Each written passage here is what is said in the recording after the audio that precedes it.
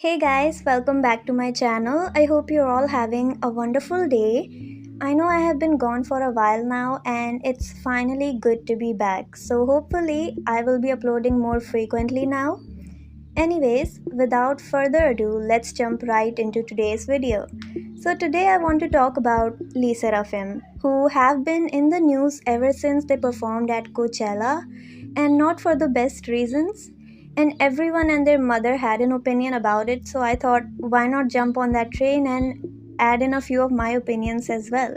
So, Coachella kind of has become this festival for K-pop fans to dump on any female idol that performs there that isn't Blackpink. The approach of people towards K-pop groups performing at Coachella is already a very negative one because for some reason they think that the only group that should perform there is Blackpink. First, they were after aespa and now Lesserafim. For aespa, people seem to forget that they debuted in Corona. So Coachella was their first ever performance in front of a crowd and they were so amazing. I loved aespa at Coachella more than Blackpink. And it's also not fair to compare Lee Seraphim's performance with Blackpink's, who I know a lot of people don't want to accept, but Blackpink used a lot of backtrack and AR in their Coachella performances, which is a fact, so it's not fair to compare that to Lee Seraphim's Weekend 1 performance anyways. To give you a heads up, I am solely going to focus on their Weekend 1 performance because that is where it all went down for them. People had a lot of doubts about Lesserafim, especially because they hadn't left a good impression when it came to their vocals. I remember Zoomin from EXO. He once said that you could be the most talented dancer in the world, but if you can't sing, you will always be seen as untalented. And that right there sums up Lesserafim's performance at Coachella. Let's start with the good aspects. Number 1, stage presence. If I trust Lesserafim with anything, it's their stage presence. Every time I have seen them perform, they seem to enjoy it a lot and seem very engaged in their performances. And the same was present at Coachella. The girls all had really good stage presence. The only member who seemed quite forgettable for me was Yunche, and you could see the visible nervousness in her face. But even though she seemed nervous at times, it didn't disrupt the stage presence of the group as a whole. Second, the energy. I felt the energy from them when I watched their performance. The girls seemed very energetic and engaged with the audience, and they know how to hype up the crowd. And I think that is one of their strongest assets, that they know how to interact with the crowd. Now, on to the underwhelming aspects. Number 1, their outfits. I know the girls have a deal with Louis Vuitton, and the Weekend 1 outfits were custom made, but the outfits didn't really stand out at all. All of their outfits were black, and since the production design and the background screen was mostly dark as well, it kind of made the outfits look very bland and they meshed with the background as well. I hope they would have gone with a lighter color in order for their outfits to stand out more, or they could have used some contrasting colors, but it looked like their whole theme for that day was black and red mostly. Second underwhelming aspect, their vocals. I think we all were pretty doubtful about their vocals as we had seen them fumble their encores in the past, so people already didn't have much expectations from them vocally. But everyone was waiting to see how were they going to pull off a 40-minute performance with vocals of their caliber. This was the first time since debut that we have heard their pure live raw vocals in a stage performance, except for that one Fearless stage. And personally for me, vocally, it was a very mid performance. It wasn't the best thing in the world, it wasn't the worst thing in the world, it was somewhere in the middle. Now, I don't mind the voice cracks or shakes as that is the charm of a live performance, and I love live performances and crave them for this exact reason. Give me voice cracks, give me breathing sounds. But there's a difference between your voice cracking up compared to just not being able to reach the notes. Lesserafim seemed to fall into the latter, where the songs seemed to be out of their range at times. And the ones that were in their range, their lack of stamina and lack of stability made them sound like they were struggling. Their voices also seemed inconsistent with each other. Some members were louder at times while some were quieter. And even if they sang well, it created this illusion of them being unstable because their volumes didn't match with each other. And there is a solution for that, which is them practicing vocals together. It will give them an idea of how loud or quiet they need to be in order to sound consistent with each other. They just need to practice vocals together in order to understand where one member is going with their volume. I think they also seem to underestimate how difficult it would be to perform for 40 minutes straight, as they went in the performance with 100% energy since the start. And somewhere after the first few songs, they started to run out of stamina. Their voices started to become unstable more as they went on. If they knew how to distribute their energy properly throughout those 40 minutes, I bet they would have sounded a lot better.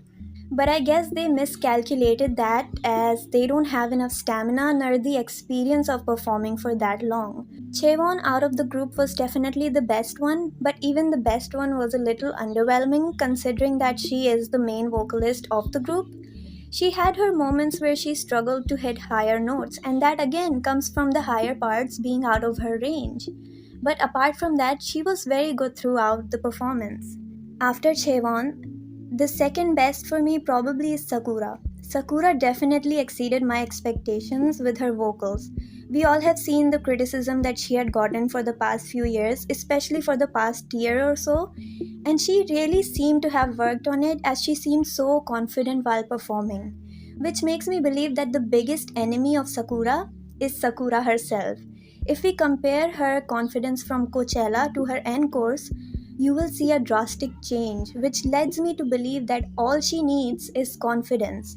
Once she feels confidence, I think she has potential to sound better than how she does usually during encores. And the Coachella was a proof of how much feeling confidence can change how you sing. So Sakura for me did really well as well. Third for me was Yunjin. I think people were the most disappointed with Yunjin, as she is also supposed to be one of the main vocals of the group, and no doubt she is a decent singer. But every time she had to sing, she visibly looked like she was struggling the most, which led to people bringing up her previous statements about how she wanted to change the industry and whatnot. And she ended up getting trolled because of that as well. I think Yunjin fumbles her singing a lot. From my point of view, I would tell her to relax a bit when it comes to her parts because her overconfidence seemed to come in the way at times, which is the complete opposite of Sakura, who lacks confidence. Yunjin seems to be a bit overconfident and ends up doing too much, which most of the times results in her fumbling over herself. There's no doubt that she can sing. She just needs to learn to have more control over her vocals, as they seem to come out very inconsistent, and that can be achieved with her relaxing a bit for her parts. I hope I made sense there. In short, she did well, but there were parts where she could have done better if she was a bit more relaxed and wasn't forcing out her vocals, which again will get better only if she works on improving her vocals, stability, and stamina more. Kazuha and Yunche didn't stand out that much for me. Yunche definitely lacks a lot in the vocal department, but I don't have much critique for her as I honestly didn't pay much attention to her. She just failed to grab my attention in any way. Kazuha also had some unfortunate moments like the infamous high note clip, and I think she was the quietest out of all of them. Her voice was the most inconsistent out of all of them, and again, it comes down to lack of vocal skills and control. She didn't know how to project her voice in a consistent way, which is also a result of not just lack of vocal practice, but also lack of stamina and stability. Out of all of the Lesserafim members, I have always seen the most potential in Kazuha, and I can guarantee if only she starts taking singing seriously, she has the potential to be just as good as Yunjin. Maybe I am reaching too much, but I actually believe that. But only if she fully dedicates herself to vocal lessons. But that's the thing, none of the Lesserafim members seem to be serious about singing at all. There are already established idols like Baekhyun or B2B who still take vocal lessons in order to improve. And Lesserafim can do the same if they see anything wrong with their skills. Idols are usually free apart from when they are promoting or having a comeback. They have a lot of free time. They can utilize that time to get vocal lessons. But it seems like for them, they don't want to improve vocally or just don't understand the importance of having good vocals. Imagine they already are good with their stage presence and their dancing. If they were good at vocals as well, they will be a very unstoppable group. I'm a sucker for live stages. I crave them a lot in K pop, especially now when everything seems so robotic.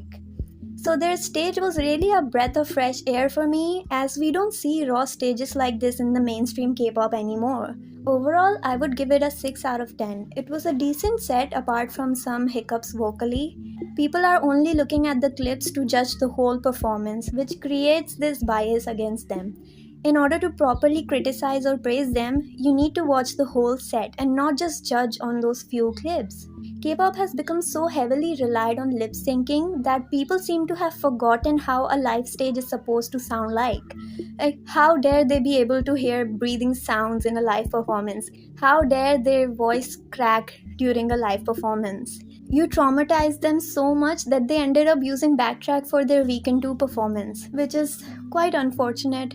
I know there wasn't much drama happening in K-pop nowadays, so as soon as people saw their performance, they latched onto it. And now we have another huge drama in K-pop between Min Hee-jin and Hybe, so people will have something other than Lesserafim to talk about. I hope this whole experience will make Lesserafim realize that their weakest point is their vocals and try to improve it. Because, like I said, they have everything from stage presence to energy to personality on stage, except for good vocals. And that is the only reason they got criticized. And that's it for this video. Tell me what you guys think in the comments down below. Feel free to share your opinions as well. And I will hopefully see you in the next one. Take care. Bye.